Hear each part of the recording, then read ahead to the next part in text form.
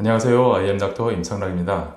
오늘은 HPV 바이러스에 대해서 얘기를 드리려고 합니다. 자궁경부암의 원인이죠. HPV 바이러스가 몸에 들어왔을 때 어떻게 활동을 시작하고 또 그 활동을 막기 위한 자궁 면역력의 개념 무엇인지, 그리고 자궁 면역력을 키우려면 어떻게 해야 되는지까지 내용을 다뤄보려고 합니다. 오늘은 첫 번째 시간으로 HPV가 몸 속에 들어왔을 때 어떤 부분을 먼저 만나게 되고 또 어떤 세포를 공격해 들어가고 그 세포 안에서는 어떻게 활동을 시작하는지 여부를 조금 더 자세하게 살펴볼 예정입니다. 이런 과정을 하나하나 자세하게 살펴보다 보면 그 속에서 우리가 어떤 노력을 하면 이 상황을 더 개선시킬 수 있을지에 대한 그런 상황들을 알 수가 있어요. 따라서 오늘 그 과정을 조금 더 자세하게 한번 설명드려 보도록 하겠습니다. 자, 그림을 먼저 같이 보실까요? 이 그림을 보면은 이게 자궁이나 아니면 질 쪽의 구조죠. 그러니까 바이러스가 만약에 처음에 들어온다면 이 바이러스의 활동 영역은 이 부분, 그러니까 외음부, 그리고 질의 입구나 아니면은 질의 외벽, 그리고 자궁 경부에 이르기까지 굉장히 광범위한 부분을 활동하게 됩니다. 이 중에서 HPV가 가장 많이 활동하는 곳은 이 부위예요. 자궁 경부. 자궁 경부 쪽에 아래 그림에서 같이 보면은 이 피부로 둘러싸인, 그러니까 자궁 경부의 근육을 둘러싸고 있는 이 피부 영역을 상피층이라고 그러죠. 상피층을 먼저 공격을 하게 되고요. 그리고 바깥쪽 자궁 경부뿐만 아니라 이 안쪽에 있는 자궁 경부의 일부 상피까지도 같이 공격을 하게 됩니다. 자, 그러면 바이러스가 이 질 안쪽으로 처음에 이렇게 침투해 들어왔을 때 외부로부터 먼저 들어오겠죠. 이렇게 처음에 들어왔을 때 가장 먼저 만나는 것은 뭘까요? 가장 먼저 만나는 것은 질 점액일 거예요. 질 안쪽에 있는 그 점막을 둘러싸고 있는 점액들, 그 점액을 가장 먼저 만나게 되는데 이 점액에는 굉장히 다양한 물질들이 섞여 있습니다. 제일 먼저 생각해 볼 수 있는 것은 항체, 그러니까 혈액에서 만들어진 우리 몸의 면역계가 바이러스를 몰아내기 위해서 만들어낸 그런 항체들도 포함이 되어 있을 것이고요. 그리고 자궁 경부나 아니면 질 점막의 그 상피세포들이 만들어낸 다양한 화학 물질들, 그리고 질 안쪽에 있는 질내 세균총이 만들어내고 있는 다양한 항균이나 혹은 항바이러스 물질들이 굉장히 많이 포함되어 있을 거예요. 이런 물질들을 다 뚫고서야 겨우 바이러스는 상피세포를 만날 수 있게 됩니다. 자, 다음 그림 한번 보실까요?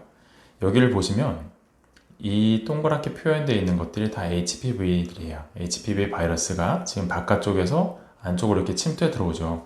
위에서 이미 질 점액은 다 뚫고 들어왔다고 생각했을 때 여기 있는 납작한 상피세포들, 납작하다 그래서 편평 상피세포라고 부르죠.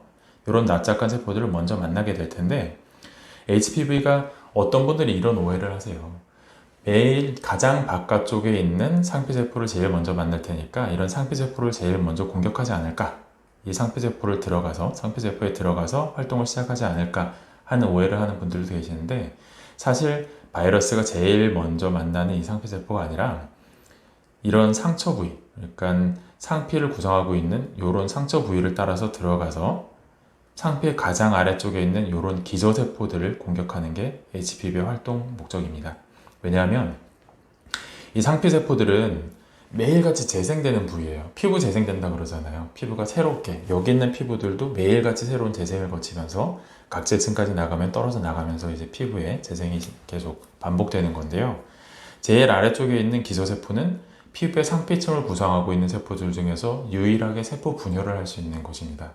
세포 분열한다는 건 세포가 하나였다가 두 개가 네 개 이렇게 되면서 새로운 세포들을 많이 만들어낸다는 얘기인데요. 이렇게 많이 만들어진 세포들이 위로 차츰차츰 쌓여 올라오면서 피부가 재생되는 것이죠.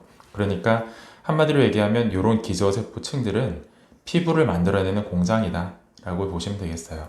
그런 공장 속에 바이러스 파티클들이 들어가서 활동을 시작하는 것이죠. 그러면 그 세포가 분열되고 활동할 때 이 바이러스도 같이 복제됩니다. 그러면서 바이러스도 개체수가 계속 늘어날 수가 있는 것이죠. 그런데 여기서 만들어진 기저세포에서 만들어진 상피세포가 위쪽으로 올라갈수록 세포 분열을 하게 되느냐? 세포 분열을 못해요. 거기서는 바이러스가 뭔가 합성이 될 만한 상황이 잘 만들어지지 않는다는 얘기죠. 그러니까 바이러스 입장에서는 어떤 세포를 침투해 들어가서 본인도 스스로 복제가 되고 점점 개체수를 늘려가야 되는데 그러기에 가장 유리한 세포가 기저세포라는 거예요. 그래서 기저세포를 침투해 들어가는 것이고 그 위로 있는 상피세포들, 위로 쌓여 올라가서 계속 위쪽으로 올라가고 있는 이런 상피세포들은 노화의 과정을 거치면서 계속 재생되다가 결국에 각질층까지 가서는 바깥쪽으로 떨어져 없어져 버리는 그런 노화의 과정을 거치게 됩니다. 그러니까 여기서 제일 중요한 거는 어쨌든 바이러스가 들어왔을 때 질점액을 뚫고 상피층을 뚫고 내려와서 기저세포와 만났을 때 결국에 활동을 시작할 수 있다. 이런 게 가장 중요한 개념이 될 거예요. 자, 다음 그림 한번 같이 보실까요? 이건 굉장히 잘 찍은 사진이에요. 이게 사진이거든요. 사진 중에서 이쪽에 그 노란 껍질에 쌓여있는 빨간색 부분, 요게 바이러스의 유전자 부분입니다. 바깥쪽에 있는 노란색은 바이러스의 껍질을 얘기하는 거고요. 그 아래에 있는 요런 막은 세포, 방금 말씀드렸던 그런 기저세포와 같은 바이러스가 만나는 세포들의 세포막을 얘기합니다. 바이러스가 지금 세포막에 만나 있다는 얘기죠. 이게 질점액을 뚫고 내려와서 피부에 나 있는 아주 미세한 상처를 따라 들어가서 만난 그 상피세포, 기저세포와 바이러스가 만나고 있는 그 상황을 전자배경으로 탁 사진을 찍은 거예요. 정말 신기하죠? 이렇게 만나서 바이러스들이 결국엔 막 안쪽, 세포 안쪽으로 이렇게 뚫고 내려가기 시작하고 결국에는 바이러스가 가지고 있는 유전자만 세포 안쪽으로 들어가게 되는, 이게 세포가 숙주세포에 침투하는, 바이러스가 숙주세포에 침투하는 과정이에요. 이렇게 바이러스가 들어가면 숙주세포의 안쪽에서 숙주세포들이 분열하거나 활동을 시작할 때 그런 유전자 발현 기전을 이용해서 본인들로 계속 복제해 나가는 것이죠. 그래서 기저세포 안쪽에서 굉장히 많은 그 바이러스들이 생기게 되면 그 기저세포들 혹은 상피세포들을 유전자들 굉장히 많이 망가뜨리게 돼요. 유전자의 일부분이 계속 끼어 들어가거든요. 그러면서 유전자가 굉장히 많이 망가지게 되면 유전자 변형이 생기기 시작하고 그런 세포를 이형성 세포라고 합니다. 그런 이형성 세포에 돌연변이가 계속해서 누적이 되면은 결국에 암세포가 되는 겁니다. 그러니까 바이러스가 기저세포에 침투해서 유전자 변형을 일으켜서 이형성 세포를 만들고 그때를 자궁경부 이형성증 이렇게 부르게 되죠.